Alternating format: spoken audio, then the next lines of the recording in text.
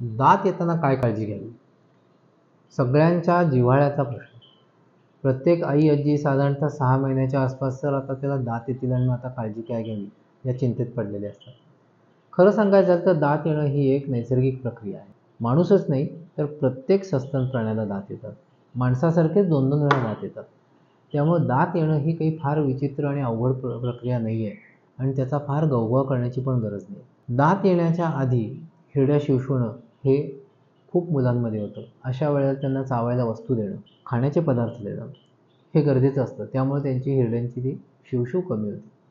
गरज पडल्यास काही वेळा दातांना लावायची, हिरड्यांना लावायची जी औषधाची क्रीम्स मिळतात, त्यांचा हलका मसाज केला किंवा नुसत्या बोटानं जरी हलका मसाज केला तरीसुद्धा ती शिवशिव थोडीशी कमी होऊ शकते.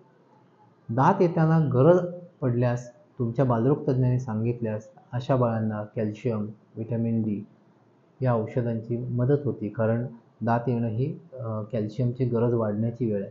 त्यामुळे तशी गरज पडल्यास त्या पद्धतीनं औषध पाणी करायला हरकत नाही. ह्या व्यतिरिक्त दात येण्यासाठी कोणत्याही प्रकारच्या उपचाराची गरज नसते. जेव्हा दात यायला लागतात त्याच्यानंतर मात्र दातांच्या स्वच्छतेकडे लक्ष ठेवायला लागतं. सुरुवातीला आईनं स्वतःच्या बोटानं किंवा मग ते बोटावर घालायच्या छोट्या ब्रशने दिवसातनं 1-2 वेळा ते दात स्वच्छ करावेत. कारण ते जर आपण व्यवस्थित सुरुवातीपासून केलं नाही तर दात किडण्याची प्रक्रिया लवकर सुरू होऊ शकते. त्यामुळे दात येण्याची भीती बाळगू नका. ते येणार आहेत आणि त्याचा फारसा त्रास होणार नाही हे आपल्या मनात ठेवा.